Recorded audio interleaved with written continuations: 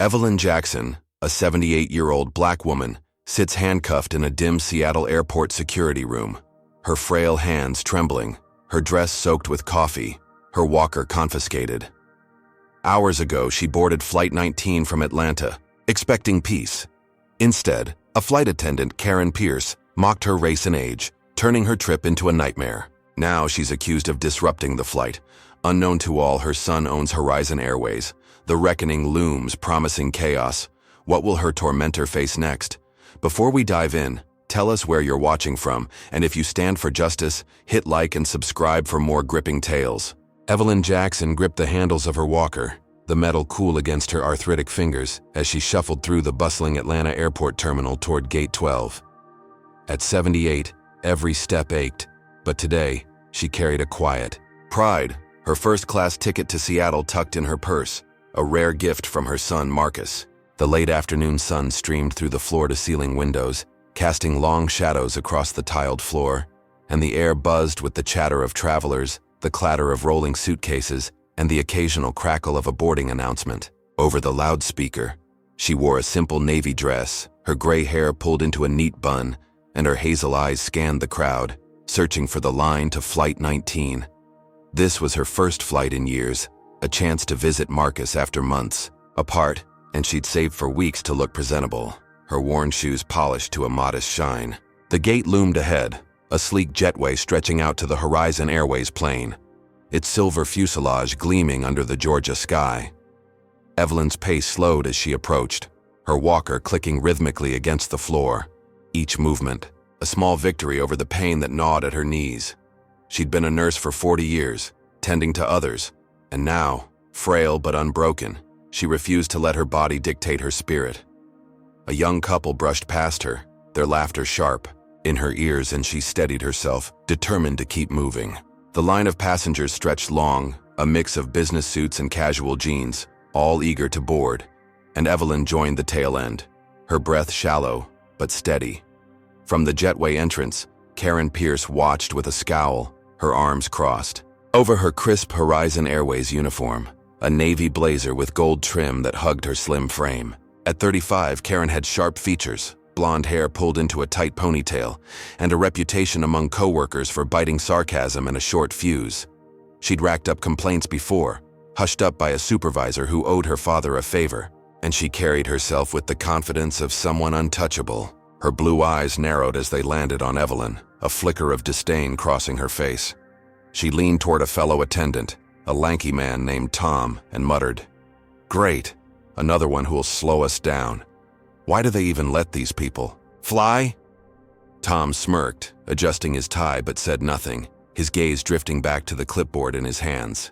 Evelyn reached the jetway stairs, a narrow set of 5 steps leading up to the plane's door, a challenge she hadn't anticipated. She paused, gripping the railing with one hand, the walker wobbling under her weight. The stairs loomed like a mountain, each one a test of her dwindling strength, and she took a deep breath, her chest tight with effort. Behind her, the line shifted impatiently, a low murmur rippling through the crowd, and she felt the heat of their stares on her back. She lifted her walker to the first step, her arms trembling as she pulled herself up, the metal frame scraping against the edge. Her knee throbbed, a dull ache sharpening with each motion, but she pressed on, her lips pressed into a thin line of determination. Karen stepped forward, her heels clicking against the jetway floor, and planted herself at the top of the stairs, hands on her hips. "Hey, lady," she called out, her voice loud enough to carry over the hum of the crowd. "If you can't climb faster, maybe you should have taken a bus. We've got a schedule to keep." A few passengers chuckled, a man in a polo shirt nudging his wife with a grin, and Evelyn's face flushed, the sting of the words cutting deeper than the pain in her joints. She managed the second step, her breath hitching, and glanced up at Karen, hoping for a shred of patience. Instead, she met a cold, mocking stare, Karen's lips curling into a sneer as she tapped her foot, her perfectly manicured nails glinting under the fluorescent lights. "Come on, we're not your babysitters," Karen snapped, her tone dripping with contempt, and the laughter grew louder, a woman in a sundress covering her mouth to stifle a giggle. Evelyn's foot slipped on the third step, her walker tilting. Dangerously, and she lurched forward, her free hand clawing at the railing. Her knee scraped against the edge, a sharp jolt of pain shooting up her leg, and she gasped, blood seeping through the thin fabric of her dress. The crowd's amusement faltered, a few faces turning uneasy, but no one moved to help. Karen rolled, her eyes tossing her head back with an exaggerated sigh, and muttered to Tom, "What a mess. She's holding up the whole damn plane." Evelyn steadied herself, her knuckles white against the railing, and forced her way up the final 2 steps, her chest heaving as she reached the top. Sweat beaded on her forehead, her scraped knee stinging with every shift of her weight, and she leaned heavily on her walker, catching her breath. Karen gave her a slow, mocking once-over, her gaze lingering on the bloodstain with a smirk. "Finally," she said, her voice sharp and biting. "Now get inside before you make us late for takeoff." Evelyn swallowed hard, her throat dry, and shuffled past, her head held high despite the humiliation burning in her chest. The cabin stretched out before her, a sleek expanse of plush seats and overhead bins, the air thick with the scent of recycled oxygen and faint perfume. Passengers streamed in behind her, their chatter resuming as if nothing had happened, and Evelyn made her way down the aisle, her walker clicking against the carpeted floor. She found her seat, 2A, a first-class spot by the window, and eased herself into it, her hands trembling as she set her walker aside. The leather was cool against her skin, a small comfort after the ordeal, and she smoothed her dress, brushing at the bloodstain with a shaky finger. She'd made it aboard, bruised but unbroken, and she clung to that pride, whispering to herself, "You're stronger than they think." Around her, the cabin filled, the hum of conversation blending with the rustle of bags being stowed. A businessman in a gray suit took the seat beside her, barely glancing her way, and a young woman across the aisle scrolled her phone, her earbuds blasting tinny music. Evelyn's heart slowed, the adrenaline fading into a dull ache, and she reached into her purse for a tissue, dabbing at her knee. The wound was shallow but raw, a reminder of the cruelty she'd already faced, and she wondered if the flight would offer any reprieve. She'd endured worse in her life, decades of slights and struggles, but this felt different, sharper, more public. Karen moved through the cabin, her posture rigid with authority, her eyes flicking over the passengers with a practiced smile that didn't reach her gaze. She paused near Evelyn's row, her lips twitching as if tempted to say more, but she turned away, barking an order at Tom to hurry with the head count. Evelyn watched her go, a knot tightening in her stomach, sensing the flight attendant's disdain wasn't finished with her yet. The plane's engines rumbled to life, a low vibration pulsing through the floor, and Evelyn settled back, her hands folded in her lap. She'd survived the boarding, she told herself, and that was enough for now. But deep down, a quiet fury simmered, a spark of defiance she hadn't felt in years, ready to flare at the next insult. The jetway pulled back, the plane inching toward the runway, and Evelyn closed her eyes, willing the hours ahead to pass quickly. She didn't know it yet, but Karen's cruelty had only just begun, and the nightmare waiting in the skies would test every ounce of her strength. For now, she held on to her seat, her pride, and the promise of seeing Marcus, unaware that the woman who'd mocked her was about to unravel her world in ways neither of them could imagine. Evelyn Jackson sank into the plush leather of Seat 2A, her first-class haven after the bruising ordeal of boarding Flight 19. The cabin hummed with pre-flight bustle, passengers stowing bags and flipping through magazines, while the faint rumble of the engines vibrated through the floor. Her scraped knee throbbed beneath her navy dress, the bloodstain a dark smear she couldn't quite hide. But she smoothed the fabric anyway, her trembling fingers seeking some semblance of control. At 78, she'd earned this luxury, a gift from her son Marcus, and she wasn't about to let the sting of Karen Pierce's words steal it from her. She adjusted her walker beside her, its metal frame a quiet anchor, and gazed out the window at the Atlanta tarmac, the late afternoon sun painting the asphalt in shades of gold. The piece lasted all of 10 minutes. Karen swept down the aisle, her navy blazer crisp, her blonde ponytail swinging with each purposeful step, her sharp blue eyes locking onto Evelyn like a hawk spotting prey. She stopped abruptly at Evelyn's row, her lips curling into a thin, forced smile, and clutched a clipboard against her chest. "Excuse me, ma'am," she said, her voice syrupy with fake politeness. "There's been a little mix-up with the seating." Evelyn's stomach tightened, her hazel eyes narrowing as she reached into her purse for her ticket, the paper crinkling under her grip. "No mix-up," she replied softly, holding it out. "This is my seat, 2A, first class." Karen barely glanced at it, her smirk widening as she snatched the ticket from Evelyn's hand. "Oh, I don't think so," Karen said, her tone shifting to something colder, more cutting, as she tore the ticket in half with a slow, deliberate rip. "You won?" Pieces fluttered to the floor, and a gasp escaped Evelyn's lips, her heart pounding against her frail ribs. "This seat's not right for you," Karen continued, loud enough for the nearby passengers to perk up, their heads turning like vultures sensing a kill. "We need to move you somewhere more appropriate. Less fuss for the rest of us." Evelyn's face burned, the humiliation from the jetway flooding back, but she straightened her spine, her voice steady, despite the tremor in her hands. "I paid for this seat. My son made sure of it." Karen's eyes glinted with malice, and she leaned in close, her breath hot against Evelyn's ear.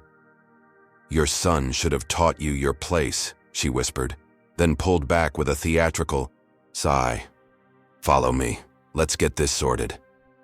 Before Evelyn could protest further, Karen grabbed her walker and yanked it down the aisle, the metal scraping against the carpet. Evelyn struggled to her feet, gripping the armrest for support, her scraped knee screaming as she took a shaky step forward.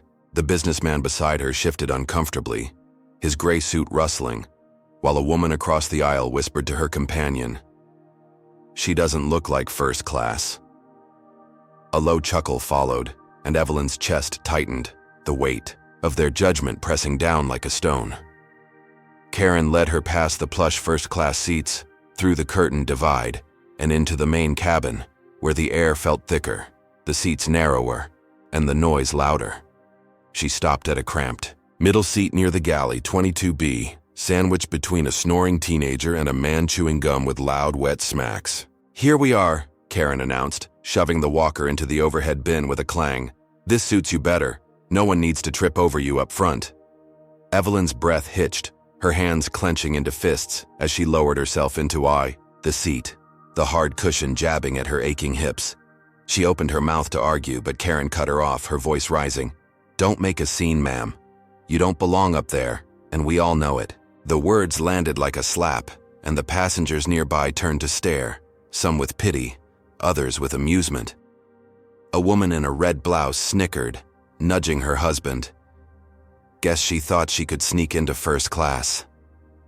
Evelyn's throat closed up, her pride warring with the shame creeping up her spine, but she refused to let them see her crack. She sat rigid, her gaze fixed on the seat back in front of her, when Karen reappeared, a tray of coffee cups balanced in her hands. "Oh, almost forgot," Karen said, her tone dripping with mock concern. "You must be parched after all that effort." Before Evelyn could react, Karen tilted the tray, and a scalding stream of coffee splashed across Evelyn's lap, soaking through her dress and searing her thighs. Evelyn yelped, her hands flying to the fabric as the heat blistered her skin, and Karen gasped, her hand clapping over her mouth in exaggerated shock. "Oops," she said, loud enough for the whole row to hear. "Guess you're too slow to dodge. My bad." The teenager beside her snorted, pulling out his phone to film, while the gum chewer muttered, "Clumsy old lady," under his breath. Evelyn's eyes stung with unshed tears. The pain in her legs rivaled only by the fire in her chest, but she bit her lip hard, tasting blood, and refused to cry. Karen stepped back, her smirk barely concealed as she wiped her hands on a napkin, tossing it onto Evelyn's lap like an afterthought. "Clean yourself up," she said, her voice low and venomous. "You're a mess." The coffee soaked deeper, the dampness cold now against her burned skin, and Evelyn grabbed the napkin, dabbing at the stain with shaking hands.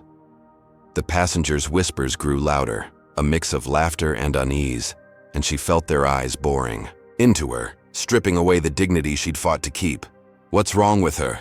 a voice hissed from behind, and another replied, "Probably shouldn't be flying." Evelyn's mind raced, replaying Karen's words, "your place," and the casual cruelty of it all. She'd faced racism before, decades of it, from hospital administrators who'd overlooked her for promotions to neighbors who'd crossed the street to avoid her. But this was different. This was public, deliberate, a spectacle for strangers to gawk at. Her burned thighs pulsed with every heartbeat, the coffee's bitter scent clinging to her nose, and she clenched the napkin tighter, her knuckles whitening. She'd survived. Worse, she told herself, whispering it like a mantra. But the spark of defiance from the jetway flared brighter now, a quiet vow forming in her gut. Karen strutted back to the galley, her heels clicking with smug satisfaction, and Evelyn watched her go, her hazel eyes narrowing. The plane taxied toward the runway, the engines roaring louder, and she shifted in her seat, the pain a constant, reminder of the battle she'd just lost. But this wasn't over. Not yet. She'd endured the boarding, the seat swap, the scalding coffee, and she'd endure whatever came next. What kind of person took such joy in breaking someone down? Evelyn wondered, her resolve hardening. She didn't know Karen's game, but she'd play it smarter, stronger, because giving up wasn't in her blood. Hey folks, what do you think about this? Comment number 1 if you're raging at Karen's nerve. How dare she treat Evelyn like trash over something as simple as a seat? Hit that like button if you're rooting for Evelyn to turn this around, and subscribe if you're ready to see justice hit hard. Could you stay calm if someone burned you with coffee and laughed about it? Let us know below. Now, what's Karen got up her sleeve next? Will she push Evelyn even further, or has she underestimated the wrong woman? Stick around to find out. Evelyn Jackson sat rigid in the cramped middle seat of row 22, the damp coffee stain on her navy dress now a cold, sticky mess against her burned thighs. The plane had leveled off at 35,000 feet, the hum of the engines a steady drone beneath the chatter of passengers and the clink of drink carts rolling down the aisle. Her walker, shoved into the overhead bin by Karen Pierce, was out of reach, and every shift in her seat sent a jolt of pain through her arthritic knees. The scalding coffee incident lingered in her mind, the laughter of strangers echoing in her ears, but she kept her hazel eyes fixed on the seat back in front of her, her hands folded tightly in her lap. She'd survived the boarding, the seat swap, the burn, and she'd survived this flight, she told herself, her lips moving silently with the words. Hours ticked by, the cabin lights dimming as the sky outside turned a deep indigo, streaked with the last threads of sunset. The teenager beside her snored, his head lolling against her shoulder, while the gum chewer on her right popped bubbles with irritating regularity, the sound grating against her nerves. Evelyn's bladder began to ache, a dull pressure building, from the coffee she hadn't meant to wear, and she shifted uncomfortably, the seatbelt digging into her abdomen. She'd ignored it at first, hoping it would pass, but the need grew insistent, a sharp twinge that made her wince. She glanced toward the rear lavatory just 3 rows back, its green, vacant sign a faint beacon in the dim light. With a deep breath, she unbuckled her seatbelt, the click barely audible over the plane's hum, and gripped the armrests, pushing herself up. Her legs trembled, the burned skin on her thighs protesting as she stood, and she steadied herself against the seat, her walker still trapped above. She took a tentative step into the aisle, her hands brushing the seatbacks for support, her movements slow but deliberate. The lavatory was close, a small mercy, and she shuffled toward it, her breath shallow, her focus narrowing to each careful step. The aisle felt endless, the carpet rough under her worn shoes, and she kept her head down, avoiding the curious glances of passengers stirring in their seats. She was 2 feet from the door, her hand reaching for the handle, when a shadow loomed in her path. Karen Pierce stepped out from the galley, her navy blazer pristine, her blonde ponytail swaying as she planted herself squarely in front of the lavatory entrance. Her arms crossed over her chest, and her blue eyes glinted with a cruel amusement, her lips curling into a smirk. "And where do you think you're going, Granny?" she asked, her voice smooth and taunting, loud enough to draw the attention of the rows nearby. Evelyn froze, her hand hovering mid-air, and met Karen's gaze, her heart pounding against her frail ribs. "I need to use the restroom," she said quietly, her voice hoarse from hours of silence, her throat dry as sandpaper. Karen tilted her head, her smirk widening as she glanced at the lavatory door, then back at Evelyn. "Oh, I don't think so," she said, her tone dripping with mock regret. "This one's for first-class passengers only. You'll have to wait your turn." Evelyn's brow furrowed, confusion mixing with the ache in her bladder, and she took a shaky step forward. "It's right here," she said, her voice firmer now. "I can't wait. I've got a condition." Karen's eyes narrowed, and she leaned in, her breath hot against Evelyn's face. "Should have thought of that before boarding," she snapped. "You're not special enough to cut in line." A man in a baseball cap 2 rows up turned, his brow creasing as he watched the exchange. "Hey, let her go," he called out, his voice gruff but hesitant. "She's not hurting anyone." Karen's head whipped toward him, her smile vanishing, and she straightened, her tone icy. "Mind your business, sir, or I'll report you for interfering with crew duties. You want to be the one explaining that to security?" The man flinched, sinking back into his seat, his jaw tight, and the cabin fell silent, the weight of Karen's authority smothering the flicker of resistance. Evelyn's chest tightened, the rejection stinging as much as the growing pain in her abdomen. But she stood her ground, her hands clenching into fists. Karen turned back to her, her smirk returning, and reached for the intercom mic clipped to her blazer. She pressed the button, her voice booming through the cabin speakers, crisp and commanding. "Folks, just a heads up," she said, her eyes locked on Evelyn. "Some people don't know their place. Let's keep this flight smooth, all right? No disruptions." A ripple of laughter spread through the rows, a woman in a green sweater chuckling into her hand, while a teenage girl pulled out her phone, filming the scene with a grin. Evelyn's face burned, the humiliation of physical weight pressing down on her shoulders, and she felt the eyes of the cabin boring into her, judging, mocking.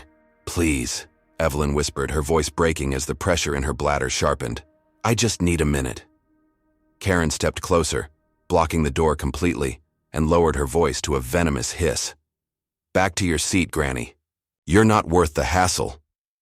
Evelyn's legs shook, her burned thighs screaming, and she glanced around, searching for an ally.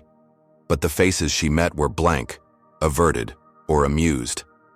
The man in the baseball cap stared at his lap, his hands clenched, and the woman in green whispered to her neighbor. She should have stayed home. With no choice, Evelyn turned, her hands gripping the seatbacks as she shuffled back to 22B, each step a battle against the pain and shame twisting inside her. The teenager woke as she sat, groaning as he shifted away, and the gum chewer popped.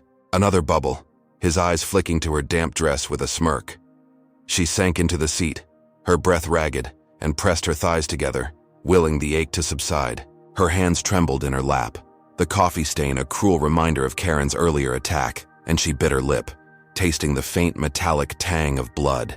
She wouldn't cry, not here, not now, but the tears pricked at her eyes, hot and insistent. Karen lingered by the lavatory, her posture relaxed, her smirk a permanent fixture as she watched Evelyn retreat. She adjusted her blazer, smoothing the gold trim, and muttered to herself, "That'll teach her to step out of line."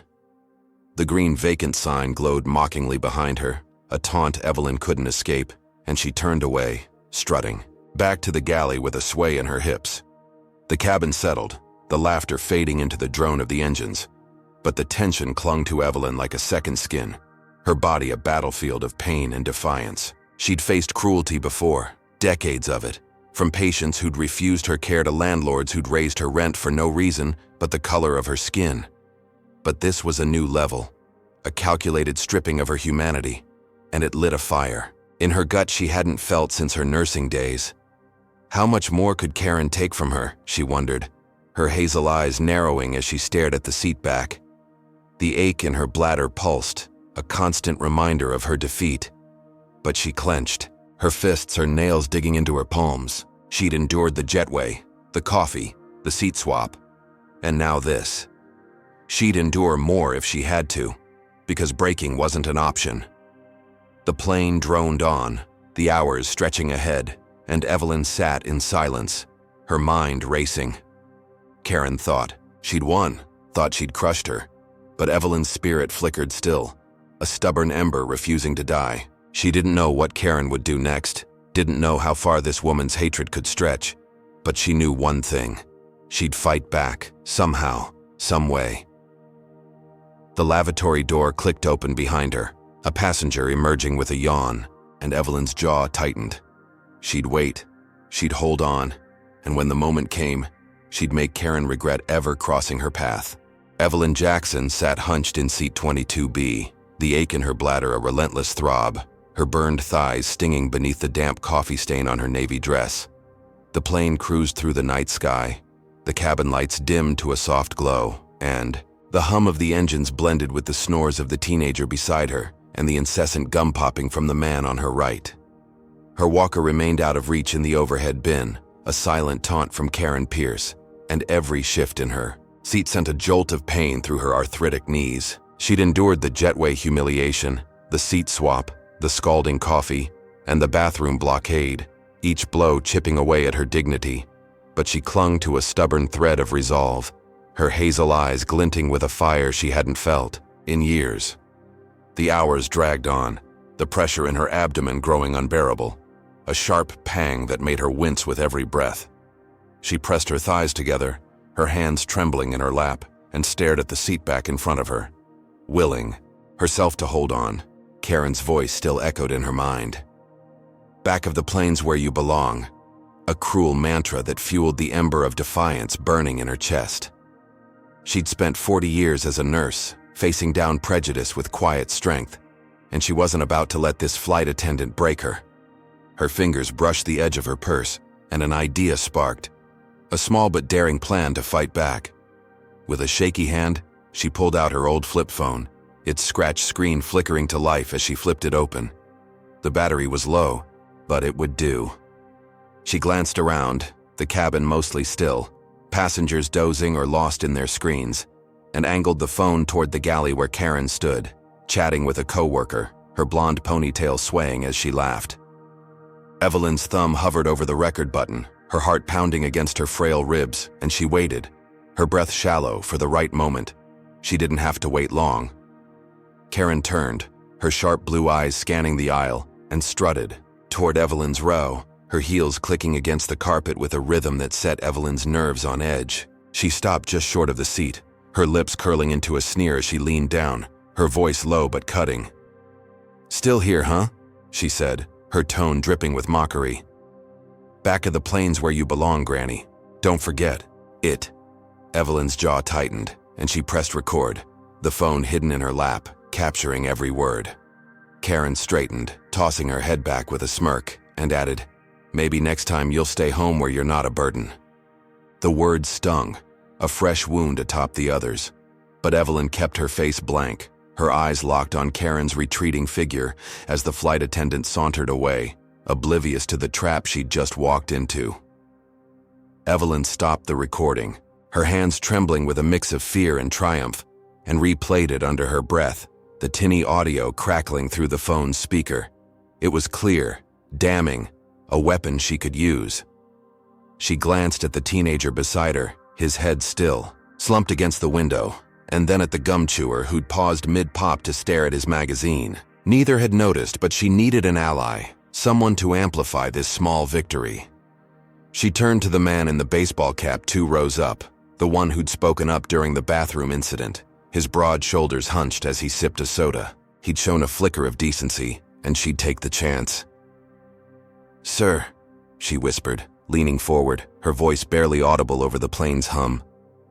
"Can you help me?" He turned, his brow creasing, and she held out the phone. The recording paused on Karen's venomous words. "She's been doing this the whole flight," Evelyn said, her voice steady despite the ache in her gut. "I just want someone to know." The man hesitated, his eyes flicking to the galley where Karen laughed with her coworker, then back to Evelyn. He took the phone, his calloused fingers brushing hers, and pressed play, his jaw tightening as Karen's voice filled the space between them. "That's awful," he muttered, shaking his head. "She can't get away with this."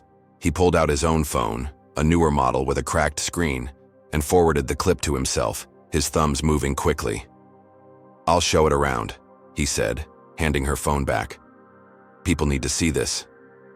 Evelyn nodded, a flicker of hope warming her chest, and sank back into her seat, the pressure in her bladder momentarily forgotten. Word spread like wildfire through the cabin, a quiet ripple of whispers and gasps as the man shared the recording with a woman in a green sweater, who passed it to a couple in hoodies, who showed it to a businessman in a pinstripe suit. Eyes darted toward Evelyn, some with pity, others with outrage. And the mood shifted, a subtle crack in the wall of apathy that had surrounded her. The woman in green stood, her face flushed, and marched to the galley, her voice sharp as she confronted Karen. "You can't talk to passengers like that," she said, holding up her phone with the clip playing. "This is disgusting." Karen's smirk faltered, her eyes narrowing as she glanced at the growing cluster of passengers nodding in agreement. The businessman joined in, his voice booming. "She's right. You're out of line." A murmur of assent rose, a few hands clapping, and Evelyn's heart swelled, a rare smile tugging at her lips. She'd done it, turned the tide, exposed Karen's cruelty for all to see. The flight attendant's face reddened, her hands clenching into fists, and she grabbed the intercom mic, her voice tight with forced calm. "All right, folks," she said. "I apologize if anyone was offended. Let's keep this flight pleasant, okay?" The cabin erupted in applause, a wave of approval washing over Evelyn, and she leaned back, her breath easing as the pressure in her chest lightened. The man in the baseball cap gave her a thumbs up, the woman in green flashed a grin, and even the gum chewer muttered, "Good for you." For the first time since boarding, Evelyn felt seen, not as a burden but as a person, and she clutched her phone, the recording a lifeline she'd wielded with cunning. She'd won, she thought, a small but real victory against the woman who'd tried to break her. But in the galley, Karen seethed, her sharp nails digging into her palms as she watched the passengers settle, their chatter turning to Evelyn's favor. She'd been cornered, humiliated in front of the crew, and the sting of it burned hotter than any coffee she'd spilled. She pulled out her own phone, her fingers trembling with rage, and texted a ground crew contact in Seattle, a shady guy named Rick she'd bailed out of trouble once. "Get ready," she typed. "I need something big when we land. She's not getting away with this." She hit send, her smirk returning, darker now, and slipped the phone back into her pocket. Evelyn didn't see the message, didn't hear the faint ping of Rick's reply. "Got it, boss." She sat in her seat, the applause fading into the drone of the engines, and let herself relax, her body sagging with exhaustion. The ache in her bladder still gnawed at her, but she could wait, she told herself, buoyed by the support around her. She'd fought back, turned Karen's words against her, and the cabin felt lighter, safer, for the moment. She closed her eyes, a faint smile lingering, unaware of the storm brewing in the galley, the trap being set for her arrival in Seattle. Karen wasn't done, not by a long shot, and Evelyn's brief triumph was about to unravel into something far worse. The plane droned on, the night stretching ahead, and Evelyn rested, her phone warm in her hand, a symbol of her defiance. She'd survived the jetway, the coffee, the seat swap, the bathroom blockade, and now this, a taste of victory she savored. But the fight wasn't over, and deep down, a quiet instinct whispered that Karen's silence was too calm, too calculated. She'd won a battle, not the war, and the next blow would test her in ways she couldn't yet imagine. Evelyn Jackson sat in seat 22B, her frail frame buoyed by the faint glow of victory, the echo of passenger applause still ringing in her ears. The plane sliced through the night sky toward Seattle, the cabin lights dim, the air thick with the scent of stale coffee and recycled oxygen. Her burned thighs ached beneath the damp stain on her navy dress. Her bladder pulsed with unrelenting pressure, but she clutched her flip phone, the recording of Karen Pierce's cruel words, a hard-won weapon. The teenager beside her snored, his head against the window, while the gum chewer flipped through a magazine, oblivious to the shift in the cabin's mood. Evelyn's hazel eyes fluttered shut, exhaustion tugging at her bones, and she let herself believe, just for a moment, that she'd turned the tide. The flight was nearing its end, the captain's voice crackling over the intercom about descent in 30 minutes, and the cabin stirred, passengers stretching and rustling bags. Karen moved through the aisle, her navy blazer pristine, her blonde ponytail swinging with a forced calm that hid the fury simmering beneath her sharp features. She'd been humiliated, her authority challenged by Evelyn's recording, and the sting of it gnawed at her like a splinter under a nail. She carried a tray of empty cups, her eyes flicking toward Evelyn's brow, and slipped a hand into her pocket, retrieving a slim silver watch she'd lifted from a first-class passenger's tray table earlier. Her lips twitched, a plan solidifying, as she approached. Under the guise of a routine check, Karen stopped at Evelyn's seat, her voice loud and performative. "Ma'am, I need to see your bag," she said, her tone clipped, drawing the attention of nearby rows. Evelyn blinked, confusion creasing her brow, and reached for her purse, her arthritic fingers slow but steady. "Why?" she asked, her voice soft but firm, the memory of her earlier win sharpening her edge. Karen ignored her, snatching the purse from her lap and unzipping it with a flourish. She rummaged for a moment, then, with a deft flick of her wrist, slid the watch inside, letting it clatter against Evelyn's keys. "Oh my goodness," Karen gasped, her hand flying to her, chest in mock shock as she pulled the watch out, holding it up for all to see, its silver band glinting under the cabin lights. "This belongs to a first-class passenger. I saw you take it earlier." The lie rolled off her tongue with chilling ease, and Evelyn's breath caught, her heart slamming against her ribs. "I didn't," she said, her voice rising. "I've been here the whole time." But Karen was already on the intercom, her voice booming through the plane, sharp and accusing. "Attention, folks, we've got a thief on board. This woman stole from first class. Stay calm. We'll handle it." The cabin erupted, a wave of gasps and murmurs rippling through the rows. The man in the baseball cap who'd helped Evelyn before frowned, his soda can pausing mid-sip, but the woman in green, once an ally, shook her head muttering, "I knew she was trouble." The teenager woke with a jolt, staring at Evelyn like she'd sprouted horns, and the gum chewer leaned away, his magazine dropping to his lap. "She's a criminal," a voice hissed from behind, and another added, "Should have kicked her, off in Atlanta." Evelyn's hands trembled, her purse spilling onto the floor as she reached for it, her voice cracking.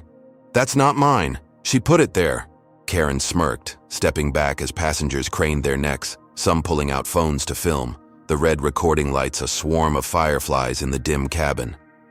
"Don't lie," she said, her tone dripping with contempt.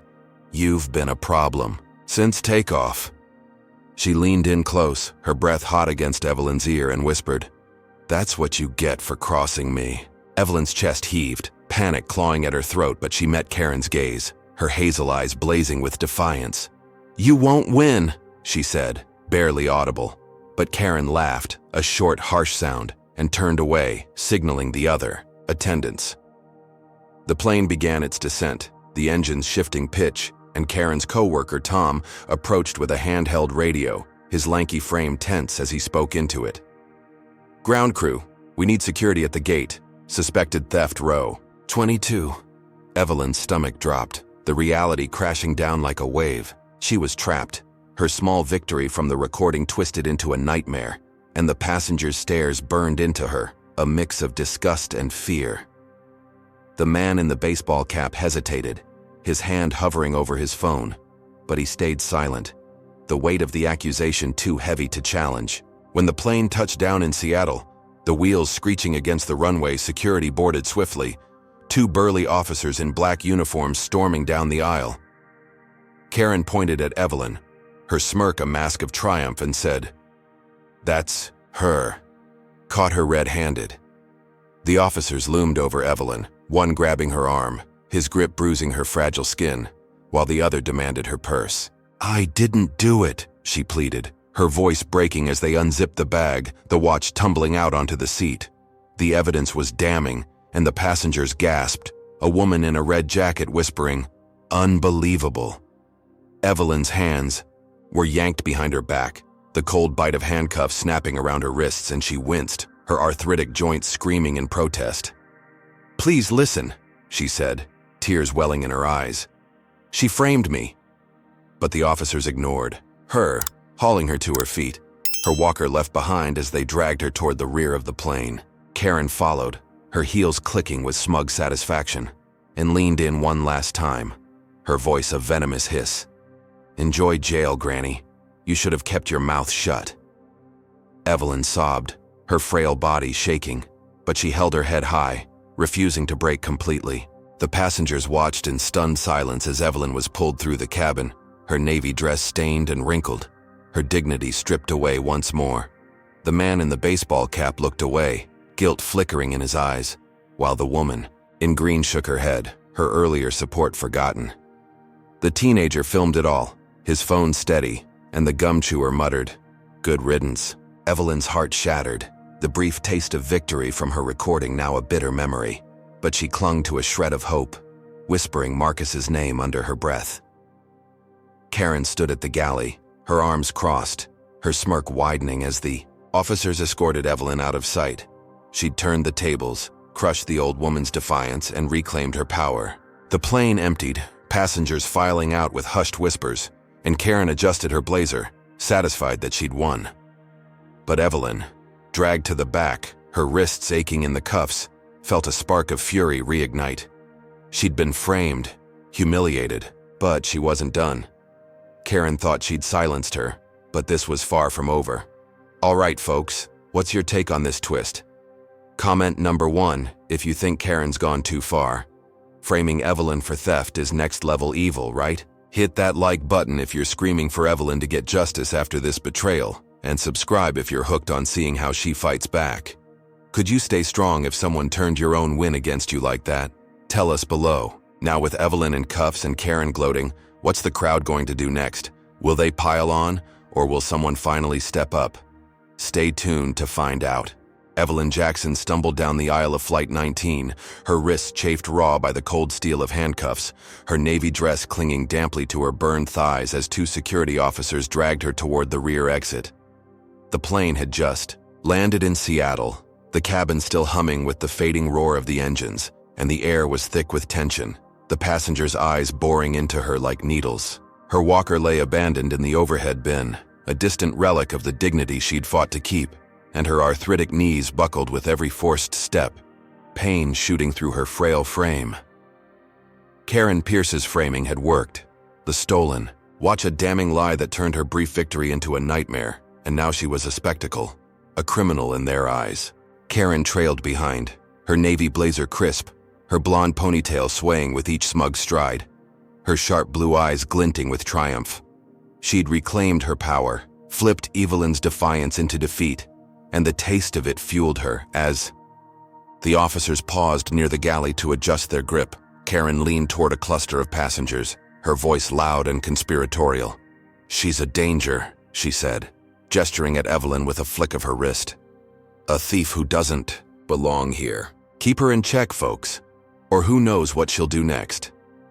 Her words were a match to dry grass, igniting a firestorm of hostility that spread through the cabin like wildfire. The woman in the green sweater, who'd briefly sided with Evelyn, stood up, her face twisted with disgust. "She's a disgrace," she snapped, her voice carrying over the murmurs.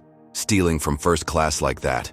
The teenager from Evelyn's row, awake now, sneered and shouted, "Go back where you came from, old hag." His words dripped with venom, a racial edge that cut deeper than the cuffs, and Evelyn flinched, her hazel eyes widening as the crowd turned. The gum chewer, his magazine forgotten, nodded in agreement, muttering, "Should have known she'd pull something like this." A man in a denim jacket near the middle of the plane stood, his face flushed with anger, and hurled a soda can at Evelyn, the aluminum striking her arm with a dull thud. She gasped, a bruise blooming instantly on her fragile skin, and stumbled, the officers barely catching her as she sagged. "Thief!" he bellowed, and the word echoed, picked up by others in a chorus of hate. "Get her out!" A woman in a red jacket yelled, her voice shrill, and a teenage girl with a phone laughed, filming the chaos, her lens capturing every shudder of Evelyn's body. Karen egged them on, her smirk widening as she called out, "See, she's trouble. Don't let her fool you again." Evelyn raised her arms, trying to shield herself with her cuffed hands. But her walker was gone, her defenses stripped away. A woman in a floral dress kicked at it as it slid from the bin, the metal clattering against the floor. And another passenger, a burly guy in a hoodie, snatched it up and tossed it toward the galley, shouting, "She doesn't need this where." "She's going!" The crowd roared with approval, their voices a cacophony of slurs and jeers. Crook, trash, go home. Each one a dagger to Evelyn's heart. She ducked her head, her gray bun loosening as she trembled, blood trickling from the bruise on her arm. Lisa, a junior flight attendant with curly brown hair and wide, nervous eyes, pushed through the chaos, her navy vest wrinkled from hours on duty.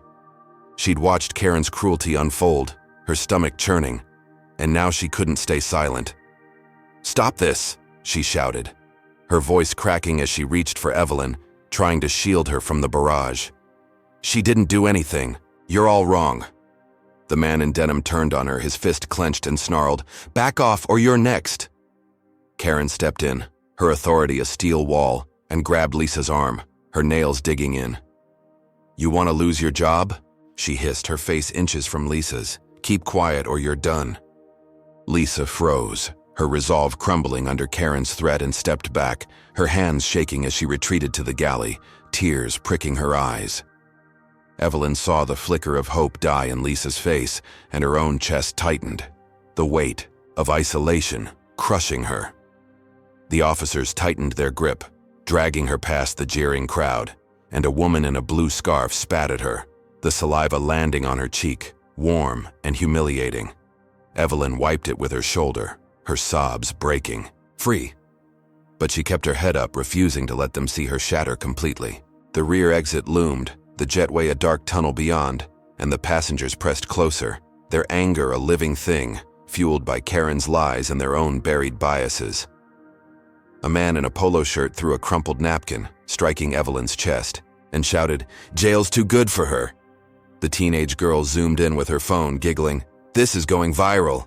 Evelyn's legs gave out, her body sagging between the officers, and they hauled her upright, her feet scraping the carpet. She was alone, cornered, bleeding, her dignity a distant memory, and she believed, in that moment, that she'd lost everything.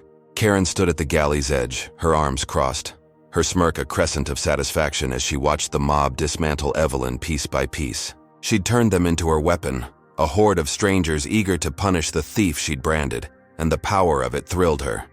She adjusted her blazer, smoothing the gold trim, and muttered to herself, "That's what happens when you challenge me." The officers reached the exit, shoving Evelyn into the jetway, and the crowd cheered, a savage roar that followed her into the darkness. Evelyn's breath came in ragged gasps, her bruised arm throbbing, her cheek wet with spit and tears. She'd survived the jetway, the coffee, the seat swap, the bathroom blockade, the framing, and now this. A mob turned against her by a single lie. Her hazel eyes dimmed, despair clawing at her spirit. But a faint spark flickered still, a whisper of Marcus's name in her mind. She didn't know Lisa had slipped away, her phone trembling in her hand as she recorded the chaos, a secret act of defiance Karen hadn't noticed. Evelyn didn't know help was closer than she thought, but for now, she was at her lowest. A broken figure in handcuffs, believing the fight was over. The jetway stretched cold and silent around her, the officers' boots echoing as they pulled her toward the terminal. Her navy dress hung in tatters, her gray hair falling loose, and her body ached with every step, a map of pain etched across her skin. She'd faced racism her whole life, from segregated wards to whispered slurs, but this was a storm, a public execution of her worth, and it shook her to her core. Yet deep down, beneath the bruises and the tears, a quiet fury simmered, a vow to endure, to rise again. Karen thought she'd won, thought the mob had finished her, but Evelyn's heart still beat, stubborn and unyielding. The terminal doors slid open ahead, the fluorescent lights harsh against her eyes, and the officers tightened their hold, their voices gruff as they muttered about protocol. Evelyn's thoughts swirled, a jumble of pain and defiance, and she whispered to herself, "I'm not done." She didn't know what awaited her, didn't know Karen's cruelty had more in store, but she clung to that spark, that ember of strength she'd carried through decades of struggle. The mob had torn her down, but they hadn't broken her. Not yet, and as the cold air of the terminal hit her face, she braced herself for the next blow, ready to fight with whatever she had left. Evelyn Jackson slumped against the cold wall of the jetway, her wrists raw from the handcuffs, her navy dress a tattered map of coffee stains, bruises, and spit. The Seattle terminal loomed ahead, its fluorescent lights buzzing like a swarm of angry bees, and the two security officers flanking her tightened their grip, their boots thudding against the floor as they hauled her forward. Her burned thighs screamed with every step, her arthritic knees buckled under the weight of her frail frame, and her gray hair hung loose, strands clinging to her tear-streaked face. The mob's jeers still echoed in her ears. Thief, trash, go home. A brutal chorus orchestrated by Karen Pierce, and she felt the weight of their hatred pressing her down, her spirit flickering like a candle in a storm. The terminal doors slid open, revealing a chaos of flashing cameras and shouting voices, passengers from Flight 19 spilling out behind her, their phones raised to capture her disgrace. Evelyn's hazel eyes squinted against the glare, her breath ragged, and she whispered Marcus's name, a lifeline she clung to as the officers dragged her toward a holding area. She'd survived the jetway, the coffee, the seat swap, the bathroom blockade, the framing, the mob, and now this. A public shaming that stripped her bare, but she held onto a shred of hope, praying for rescue from the nightmare Karen had spun. Inside the holding area, a stark room with gray walls and a single metal bench, the officers shoved her down, her bruised arm throbbing as she hit the seat. One of them, a stocky man with a buzz cut, uncuffed her wrists, muttering, "Stay put," while the other radioed for backup, his voice clipped and indifferent. Evelyn rubbed her chafed skin, her hands trembling, and glanced at the door, her heart pounding with a mix of dread and faint expectation. She didn't know what came next, didn't know if Marcus could reach her, but she refused to let despair swallow her whole. The door swung open, and Lisa, the junior flight attendant with curly brown hair and wide, nervous eyes, burst in, her navy vest askew, her phone clutched in her shaking hand. "Wait!" she shouted, her voice cracking as she pushed past the officers, her face flushed with urgency. "She's innocent. I saw everything." Evelyn's breath caught, a flicker of light piercing the darkness, and she straightened, her hazel eyes locking onto Lisa's. The stocky officer frowned, crossing his arms, but Lisa held up her phone, a video playing on the cracked screen, the sound tinny but clear, Karen mocking Evelyn, the mob's attack, the can hitting her arm, all captured in shaky footage. "She didn't steal anything," Lisa said, her words tumbling out. Karen framed her, turned everyone against her. "Look." The officers leaned in, their expressions shifting from skepticism to unease as the video rolled, Karen's smug voice cutting through the room. "She's a danger. Keep her in check."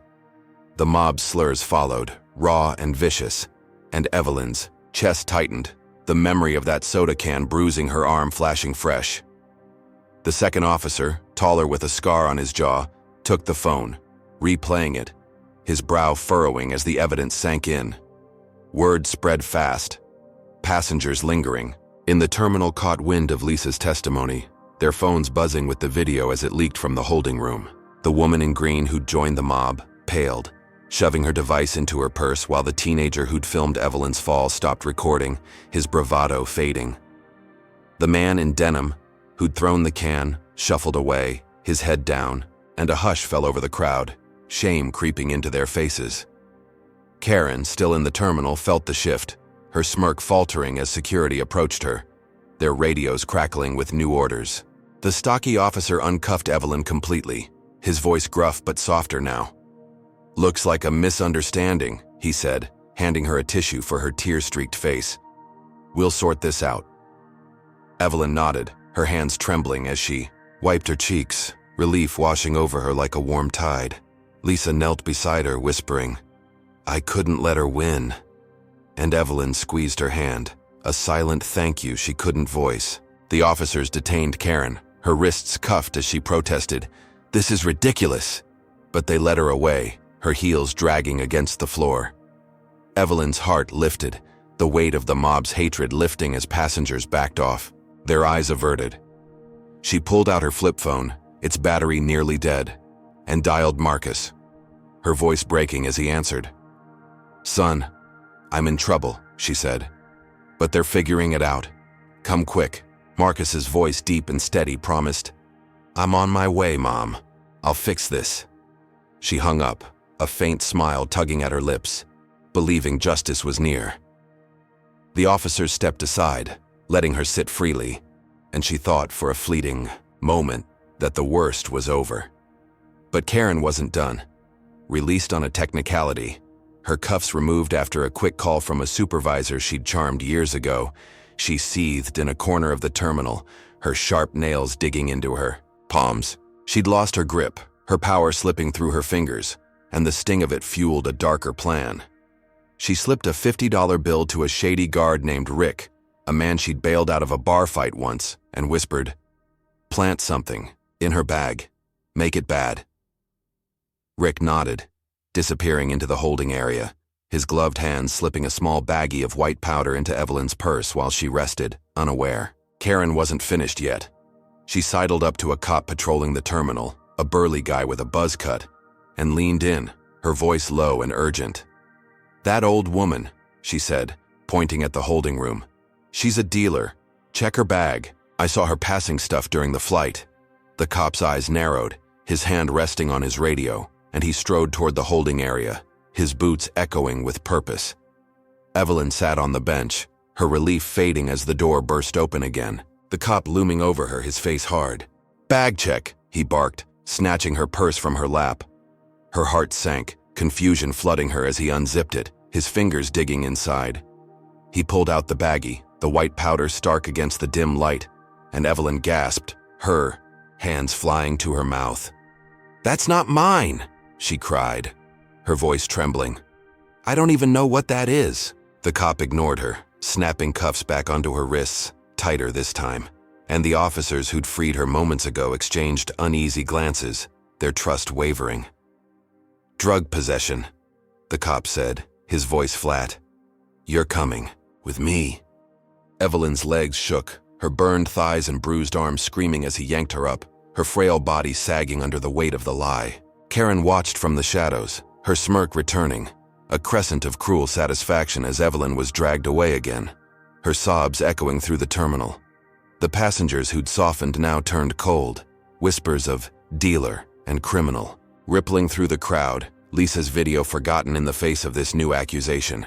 Evelyn's hopes shattered, the brief taste of freedom a cruel mirage, and she stumbled, her hazel eyes dimming as the cop pulled her toward a security van. Outside, she'd trusted the system, trusted Marcus's promise, but Karen's trap had sprung, and she was deeper in the abyss than ever. The van's doors slammed shut, the cold metal biting into her bruised arm, and Evelyn sat in stunned silence, her mind reeling. She'd survived the jetway, the coffee, the seat swap, the bathroom blockade, the framing, the mob, and now this, a false charge that threatened to bury her. She didn't know Marcus was racing through the airport, didn't know Lisa was frantically calling for help, but she felt the crushing weight of betrayal, believing he'd abandoned her.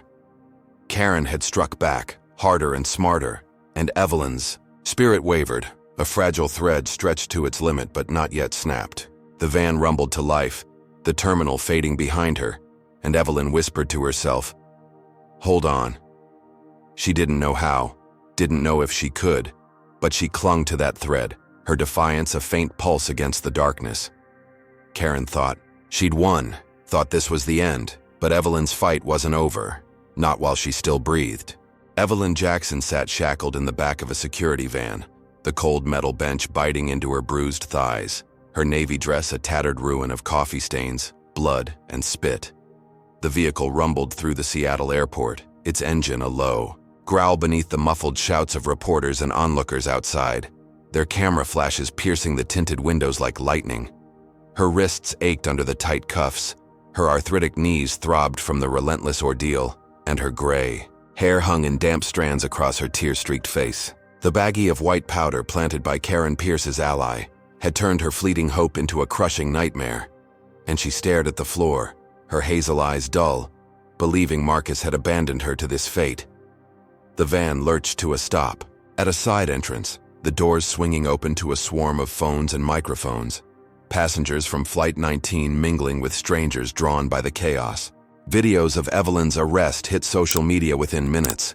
The footage twisted by Karen's lies into a grotesque caricature. Evelyn as a drug-pushing granny, her frail figure cuffed and dragged, her sobs a punchline for viral fame. The teenager from her row had uploaded the clip captioned, "Caught this thief on my flight? Unreal." And it spread like wildfire, racking up thousands of views, likes, and retweets. Hashtags bloomed. Drug Granny, Wants Flight Fiasco. Each one, a fresh wound to Evelyn's soul. Karen fueled the blaze, slipping into the terminal's shadows and dialing a tabloid contact, a sleazy reporter named Vince she'd fed scoops before. "Got a hot one," she said, her voice low and gleeful.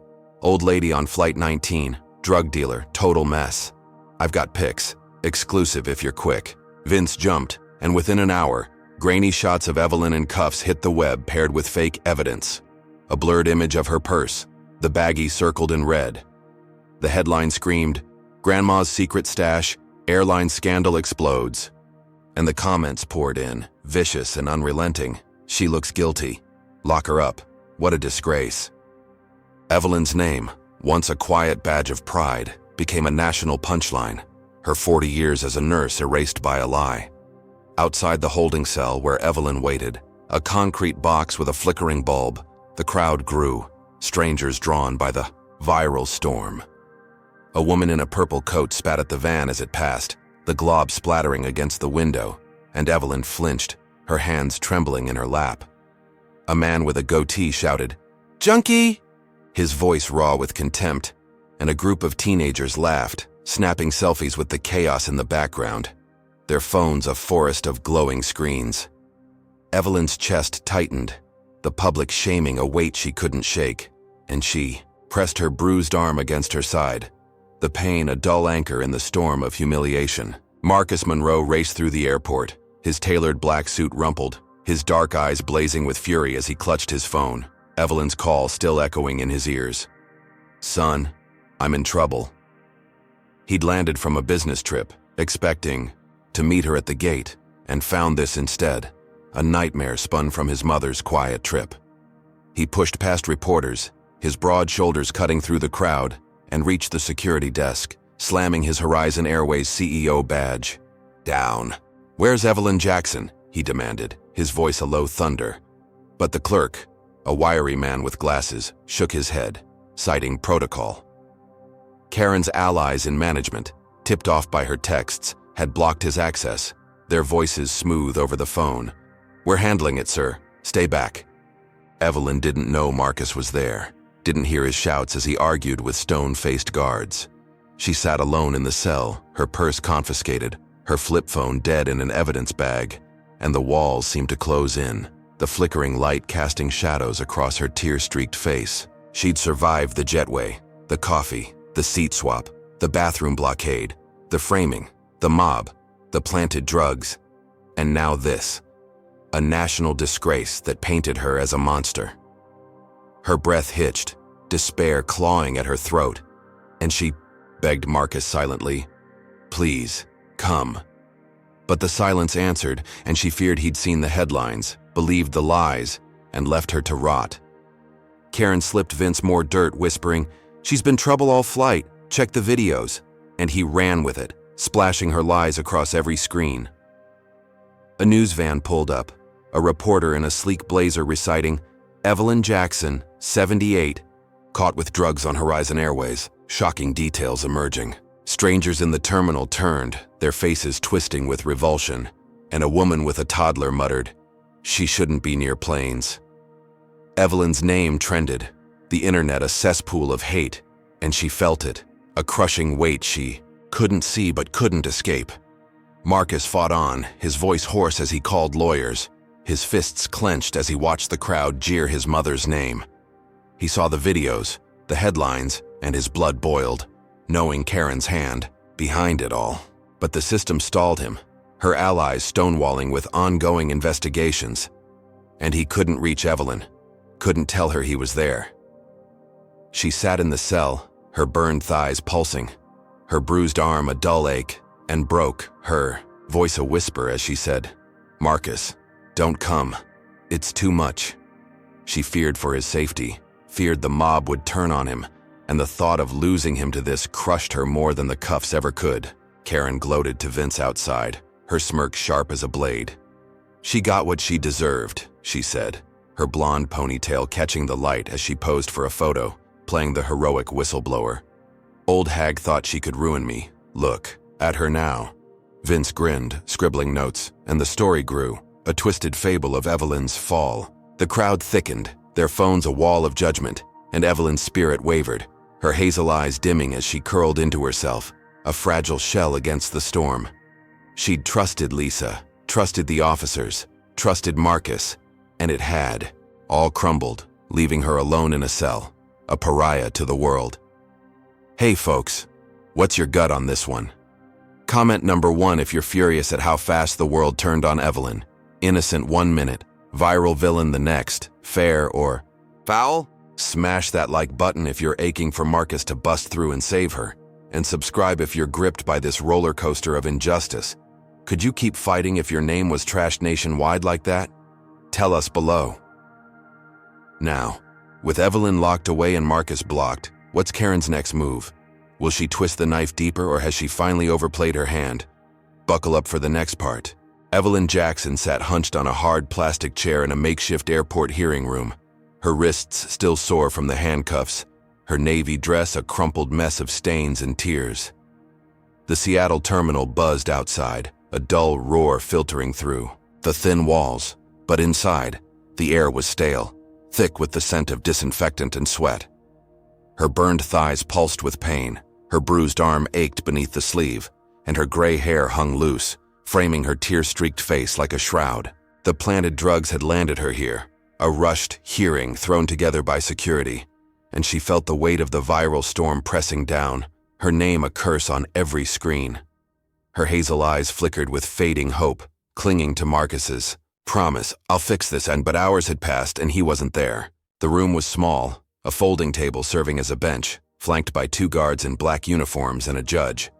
A grizzled man in his 60s named Harold Grayson, his white hair thinning, his face creased with a permanent scowl. He wore a cheap suit instead of robes, his gavel a coffee mug. He tapped impatiently against the wood. Karen Pierce stood across from Evelyn, her navy blazer pristine, her blonde ponytail gleaming under the fluorescent lights, her sharp blue eyes glinting with smug certainty. She'd orchestrated this, her lies about Evelyn's aggression and drug dealing spinning a web that trapped her prey. And now she faced her, a predator savoring the kill. Grayson cleared his throat, his voice gravelly as he shuffled papers, barely glancing at Evelyn. "Evelyn Jackson charged with disorderly conduct, theft, and possession," he said, his tone flat. "Let's make this quick." Evelyn's breath hitched, her frail hands clenching in her lap, and she leaned forward, her voice trembling but firm. "I didn't do any of that," she said. "She framed me, planted it all." Karen smirked, stepping forward with a rehearsed sigh, her heels clicking against the linoleum. "Your Honor," she said, her voice dripping with false sincerity. "She's been disruptive since takeoff, stealing, arguing, even drugs. I saw it myself." The lies flowed effortlessly, and Grayson nodded, his eyes flicking to Karen with a familiarity that chilled Evelyn's spine. She didn't know Harold was an old golf buddy of Karen's father, a retired airline exec who'd pulled strings for years, but she felt the bias, a wall she couldn't breach. 2 witnesses stepped up, a man in a polo shirt, and the woman, in green from the flight, both bribed by Karen with promises of free upgrades. "She was yelling the whole time," the man lied, scratching his neck, "and I saw her with that watch." The woman nodded, avoiding Evelyn's gaze. She had, that baggie too, shady as hell. Evelyn's heart sank, her hands shaking as she gripped the chair, her voice rising. "They're lying. I've got proof. She mocked me, framed me." She fumbled for her dead flip phone, forgetting it was gone, and Grayson banged his mug, cutting her off. "Enough," he snapped. "No evidence, no interruptions." The room spun, despair clawing at her throat, and she sank back, her hazel eyes dimming as Karen's smirk widened, a silent victory lap. Grayson scribbled on a notepad, his pen scratching like a death knell, and declared, 30 days detention pending further review. Case closed. The words hit like a hammer, and Evelyn gasped, her frail body sagging as the guards moved to cuff her again. "No," she whispered, tears spilling down her cheeks. "This isn't right." But Grayson waved her off, his scowl deepening, and the guards hauled her up, her burned thighs screaming, her bruised arm throbbing under their grip. She stumbled, her knees buckling, and they dragged her toward a side door, the cold promise of a cell waiting beyond.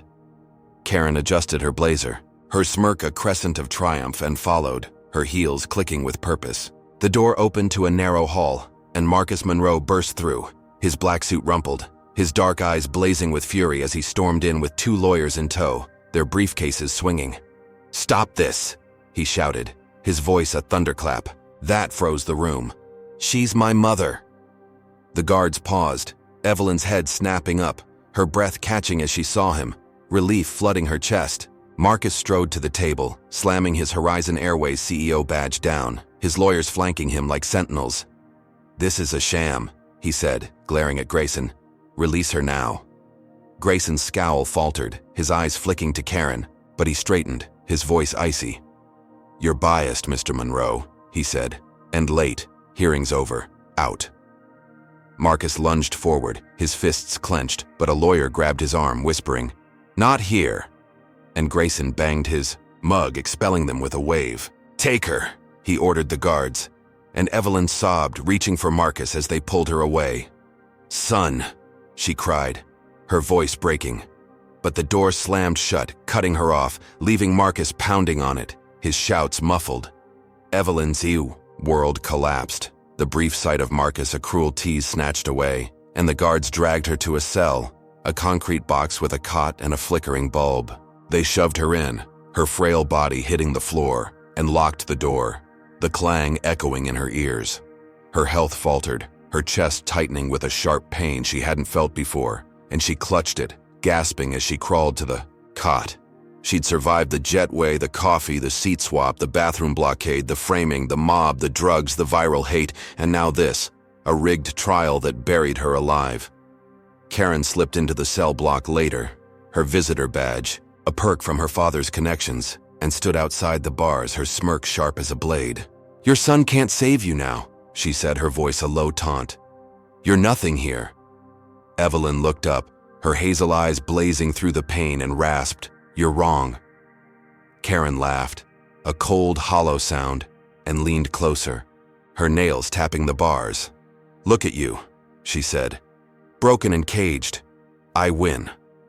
Evelyn's chest seized again, a deeper ache spreading, and she collapsed, her breath shallow, her body crumpling to the floor as Karen turned away, her heels fading into the hall. The cell spun, darkness creeping at the edges of her vision, and Evelyn whispered, "Marcus," her voice a thread as she clung to the cot's edge. She didn't know he was outside, fighting with lawyers to overturn the ruling. Didn't know Lisa's video was still out there, a lifeline she couldn't see. She believed he'd given up, that the system had won, and her heart faltered, a fragile beat against the crushing weight of injustice. She'd endured decades of struggle, but this was a storm she feared she couldn't weather, her body failing, as her spirit teetered on the edge. The bulb flickered above, casting jagged shadows across the concrete, and Evelyn lay still, her burned thighs and bruised arm a testament to the war she'd fought. Karen thought she'd finished her. Thought the cell was the end, but Evelyn's pulse, weak as it was, refused to stop. She didn't know how long she could hold on, didn't know if Marcus could break through, but she whispered to herself, "Not yet." A final act of defiance against the darkness closing in. The hearing had crushed her, the judge's gavel, a death sentence. But she wasn't gone, not while she still breathed, and the fight, however faint, flickered on. Evelyn Jackson lay crumpled on the cold concrete floor of her cell, her navy dress a tattered shroud of stains and tears, her frail body trembling as pain gripped her chest. The flickering bulb overhead cast harsh shadows across the gray walls, the air thick with the tang of mildew and despair. Her burned thighs pulsed, her bruised arm throbbed, and her gray hair clung damply to her sweat-slicked face, her breath shallow and ragged. The rigged hearing had sentenced her to 30 days. Karen Pierce's taunts. "Your son can't save you," echoing in her ears, and she clutched the edge of the cot, her hazel eyes dimming as her heart faltered, a sharp ache she couldn't shake. She'd survived the jetway, the coffee, the seat swap, the bathroom blockade, the framing, the mob, the drugs, the viral hate, the trial. But this cell felt like the end, her spirit a fragile thread stretched to breaking. Outside, Marcus Monroe stood in the Seattle terminal, his black suit rumpled, his dark eyes burning with a fury that shook the air around him. He'd been expelled from the hearing, his mother dragged away, and the sting of it fueled a rage he could barely contain. His broad shoulders squared as he paced the security desk, his lawyers flanking him, their phones buzzing with calls to every contact he had. He was the CEO of Horizon Airways, a titan with power few could match, and he'd watched his mother's name trashed, her body broken, by a flight attendant he'd employed. He slammed his fist on the desk, his voice a low growl. "Get me in there now." The clerk flinched, stammering about protocol, but Marcus was done waiting. He pulled out his phone, his fingers flying as he dialed the network of a local news station, a favor owed from a past deal. "Air this," he said, his voice steel. "Live, unedited." Within minutes he stood before a camera crew, the terminals, chaos a backdrop of flashing lights and shouting voices, his presence commanding as he faced the lens. "My name is Marcus Monroe," he said, his words sharp and deliberate. "CEO of Horizon Airways.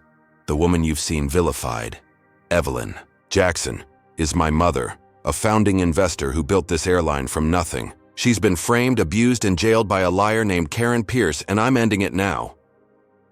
The broadcast hit like a thunderclap, screens across the airport flickering to life with Marcus's face, his voice booming through the terminal. Passengers froze, their phones dropping mid-scroll, and reporters scrambled, the story shifting in real time. Marcus didn't stop. He fired Karen on the spot, his authority absolute, and released a statement to every employee. Her termination effective immediately, her actions a stain on Horizon's name. He revealed Evelyn's legacy, her decades of sacrifice, and the crowd's mood turned, gasps rippling through as the truth sank in. The judge, Harold Grayson, caught wind of the broadcast, his phone buzzing with calls from superiors as the suspension hit. His ties to Karen's father exposed, his ruling under fire. Marcus's lawyers stormed the security office with a court order, the ink still wet, and demanded Evelyn's release, their voices a chorus of legal weight no one could ignore. The guards hesitated, their radios crackling with conflicting orders.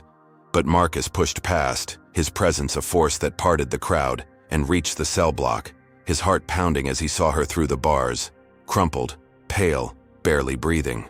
"Mom!" he shouted, his voice breaking as he rattled the bars, and Evelyn stirred, her hazel eyes fluttering open, a faint smile tugging at her lips. The guards unlocked the door, their hands shaking under Marcus's glare, and he knelt beside her, lifting her gently onto the cot, his arms strong but trembling. "I've got you," he whispered, brushing her gray hair back, and she nodded, tears spilling as relief flooded her chest. The lawyers called for medics, and within minutes, Evelyn was wheeled out on a stretcher, her frail body frail but alive, headed for a hospital as the crowd parted, their faces a mix of shame and awe. The terminal erupted, cheers rising as Evelyn's stretcher rolled past, passengers clapping, some shouting apologies. "We didn't know," their phones now filming her triumph. Karen's name trended again, this time with Urataster fired Karen and "Justice for Evelyn," the internet flipping from hate to outrage as Marcus's words spread. Evelyn smiled weakly, her hand gripping Marcus's, believing it was over, the nightmare finally behind her. She'd survived, she thought, her chest easing as the medics checked her vitals, the hospital a beacon of rest ahead. But Karen wasn't finished. She watched from a corner of the terminal, her navy blazer discarded, her blonde hair loose as she seethed, her sharp blue eyes burning with a manic edge. Fired, humiliated, her power stripped away, she refused to accept defeat. She slipped into a restroom, her hands trembling as she dialed a number from a burner phone, a contact from a shady past. Thugs she'd met through her father's less savory deals. "Take him out," she hissed, her voice low and venomous. "Marcus Monroe, black SUV, leaving now. Make it hurt." The voice on the other end grunted agreement and Karen smirked, her nails digging into her palm as she pictured the crash, the chaos, her revenge. Marcus rode with Evelyn in the ambulance, his focus on her pale face, unaware of the danger closing in. The hospital loomed, its white walls a promise of safety, and he squeezed her hand, whispering, "You're free, Mom." She nodded, her breath steadying, the pain in her chest dulling as medics hooked her to an IV. The crowd outside cheered louder, their voices a wave of support, and Evelyn let herself believe it was over, her spirit lifting as the stretcher rolled through the doors. She'd survived the jetway, the coffee, the seat swap, the bathroom blockade, the framing, the mob, the drugs, the viral hate, the trial, the cell, and now this, a taste of triumph she savored.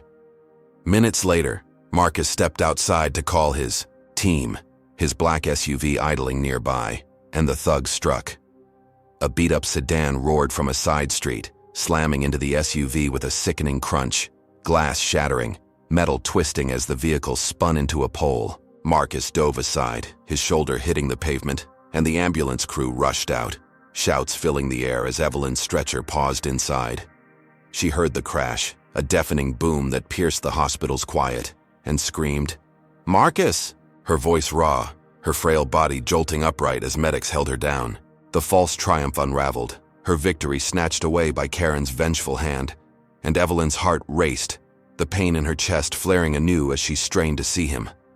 Marcus staggered up, blood trickling from his brow, but alive, shouting for security as the sedan sped off, its taillights fading into the night. Evelyn sobbed, her hands clawing at the stretcher, believing she'd lost him. The brief joy of freedom crushed by this new terror. Karen had struck back, her refusal to lose a venom that poisoned everything, and Evelyn's world tilted, her spirit teetering as the medics wheeled her deeper into the hospital, away from the chaos she couldn't escape. The night stretched on. The hospital a flurry of activity as Marcus was patched up, his resolve hardening. But Evelyn lay in a bed, her breath shallow, her hazel eyes staring at the ceiling. She didn't know he'd survived, didn't know Karen's plan had failed.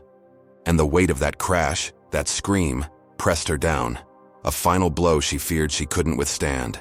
She'd fought so hard, endured so much, but this felt like the edge. Her body and soul stretched beyond their limits, and she whispered, "Hold on," a plea to herself as darkness loomed, Karen's shadow still lurking, unyielding. Evelyn Jackson lay on a stiff hospital bed, the sterile white sheets rough against her burned thighs, her navy dress replaced by a thin gown that did little to warm her frail frame. The Seattle hospital buzzed around her, monitors beeping faintly, the air sharp with antiseptic and the faint hum of fluorescent lights. Her bruised arm throbbed under a bandage, her chest ached with every shallow breath, and her gray hair fanned across the pillow, damp with sweat from the ordeal. She'd heard the crash outside Marcus's SUV slammed by a sedan, and her scream, "Marcus!" still echoed in her ears, her hazel eyes wide with terror as she strained against the medics holding her down. She didn't know he'd survived, didn't know he was just down the hall, and the fear of losing him gripped her heart, a pain sharper than the one threatening to stop it. Marcus sat in a triage room, a gauze pad pressed to his bleeding brow, his black suit torn at the shoulder from diving to the pavement. His dark eyes burned with a mix of relief and rage. Relief that Evelyn was safe in the hospital, rage that Karen Pierce's thugs had nearly killed him. Security swarmed outside, sirens wailing as they hunted the fleeing sedan, but Marcus's focus was singular. Protect his mother. End this nightmare. He'd fired Karen, exposed her on live TV, freed Evelyn from that cell. But she'd struck back, her venom unyielding, and he knew she wouldn't stop. His phone buzzed with updates from his lawyers, but he waved off the nurse stitching his cut, his voice low. "Get me her file." Back in the terminal, Evelyn's counterattack had already begun. Before the crash, while medics wheeled her in, she'd whispered to a nurse, a young woman with kind eyes, to call a friend at Horizon's HR, someone who owed her a favor from her nursing days. She'd asked for Karen's personnel file, a hunch born of decades facing liars, and it arrived as Marcus planned his next move. The file landed in his hands, a thick stack of complaints, racial slurs to passengers, bullying crew, hushed up by her father's influence, and he acted fast, leaking it to the press from his hospital bed, his voice steady over the phone. "Print it all," he said, every word. The story broke within hours, headlines screaming across screens. Horizon attendants' racist past exposed. Karen Pierce, a history of hate. And the public turned, the viral tide shifting. From Evelyn's disgrace to Karen's downfall. Clips of her mocking Evelyn merged with old complaints, passengers recounting her cruelty, and the internet roared. Karen the coward trending as her face plastered every feed. Evelyn didn't see it, didn't hear the cheers outside her room. Her mind locked on Marcus's fate, her frail body trembling as she whispered his name, believing she'd lost him to her fight. Karen, unhinged by the leak, paced a dingy motel room miles from the airport, her blonde hair wild, her navy blazer swapped for a stolen nurse's scrubs she'd grabbed from a locker. Fired, exposed, her life unraveling, she refused to let Evelyn win. The crash had failed, Marcus still breathing, and the file's release lit a fire in her gut she couldn't quench. She slipped back into the hospital, her burner phone ditched, her face obscured by a surgical mask, her sharp blue eyes glinting with a manic resolve. She'd end this herself, she decided, her hands steady as she gripped a pillow from a supply cart, her plan a desperate final strike. Evelyn lay alone, the medics gone to check another patient, her monitors beeping a slow, unsteady rhythm. The door creaked open, and Karen stepped in, her scrubs rustling, her mask hiding all but her. Eyes Evelyn knew cold and cruel. "You," Evelyn rasped, her voice weak as she pushed herself up, her chest seizing with pain. Karen smirked, ripping off the mask, her blonde hair tumbling free as she loomed over the bed. "You ruined me," she hissed, her voice a venomous snarl. Your little trick's over now." She raised the pillow, her nails digging into the fabric, and lunged, pressing it hard against Evelyn's face. Evelyn thrashed, her frail arms flailing, her burned thighs kicking uselessly as the pillow smothered her breath. Her chest burned, the ache exploding into a fire that stole her air, and she clawed at Karen's wrists, her nails drawing blood, but her strength faded, her hazel eyes rolling back. Karen leaned in, her weight pinning Evelyn down, her voice a low growl. "You'll pay for ruining me, you old hag. Die already." The monitors shrieked, a flatline piercing the room, and Evelyn's body went limp, darkness swallowing her as her heart stuttered, a fragile beat lost to the silence. Footsteps thundered in the hall, a janitor named Sam, a burly man with a gray beard drawn by the noise. He'd seen the news, recognized Evelyn's name, and burst in, his mop clattering to the floor as he saw Karen, the pillow, the lifeless form. "Hey!" he bellowed, lunging forward and grabbed Karen's arm, yanking her back with a force that sent her sprawling. She hit the wall, her head cracking against the concrete, and scrambled up, her eyes wild as she bolted for the door, shoving past Sam's outstretched hand. He didn't chase, dropping to Evelyn's side, ripping the pillow away as he shouted for help, his voice raw. "Nurse! She's down!" Medics rushed in, a crash cart rolling behind, and Sam stepped back, his hands shaking as they worked, paddles jolting Evelyn's chest, her body jerking with each shock. Her heart flickered, a faint beep returning, and she gasped, air flooding her lungs as her hazel eyes fluttered open, blurred with tears. "Marcus," she croaked, her voice a thread, and the medics stabilized her, their voices a blur as they hooked her to oxygen, her chest rising with labored breaths.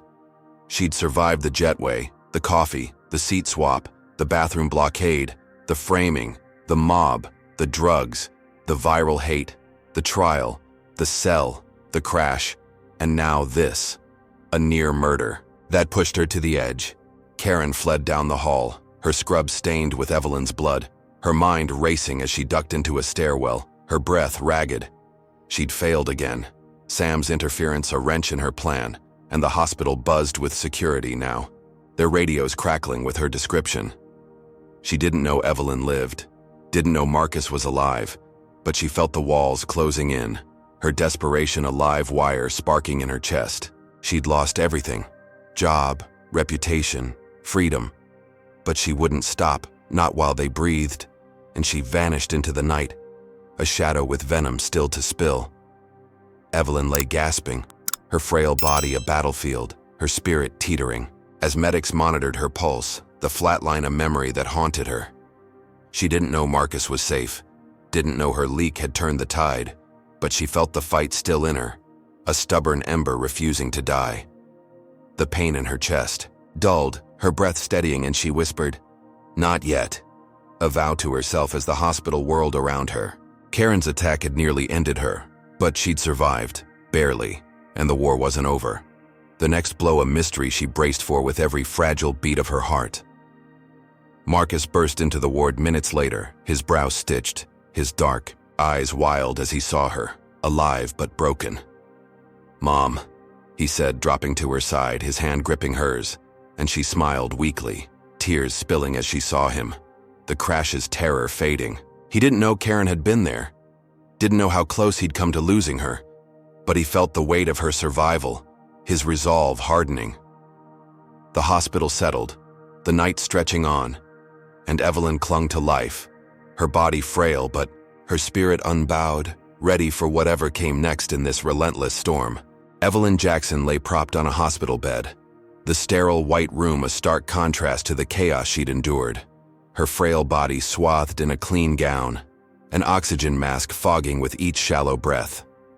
The Seattle night pressed against the window, a deep indigo streaked with city lights, and the monitors beside her beeped a steady rhythm, a fragile lifeline tethering her to the world. Her burned thighs were bandaged, her bruised arm rested limp at her side, and her gray hair lay, fanned across the pillow, her hazel eyes flickering with a mix of exhaustion and resolve. Marcus sat beside her, his black suit torn, his stitched brow creased with worry, his dark hand gripping hers as he whispered, "You're safe now, Mom." She'd survived Karen Pierce's pillow attack, her heart jolted back from the brink, but the cost weighed heavy, a dull ache in her chest she couldn't ignore. Days later, Evelyn faced a courtroom via video link, too weak to stand in person, her frail figure projected on a screen as Marcus sat in the gallery, his dark eyes fixed on Karen. She stood in the dock, her blonde hair lank, her sharp blue eyes hollow, her stolen scrubs replaced by an orange jumpsuit that hung loose on her frame.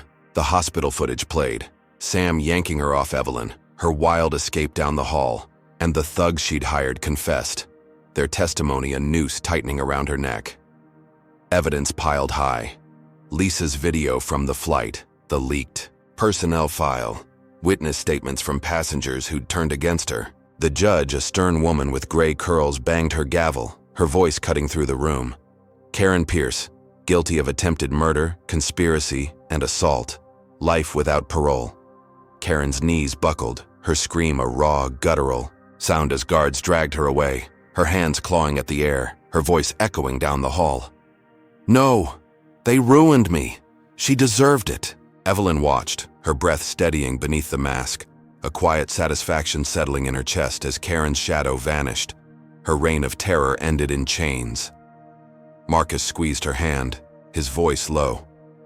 "It's over, Mom," he said, and she nodded, her hazel eyes glinting with a hard-won peace, believing the fight was finally done. She'd survived the jetway, the coffee, the seat swap, the bathroom blockade, the framing, the mob, the drugs, the viral hate, the trial, the cell, the crash, the suffocation, a gauntlet no one should endure, and she'd won. But the victory came with a twist.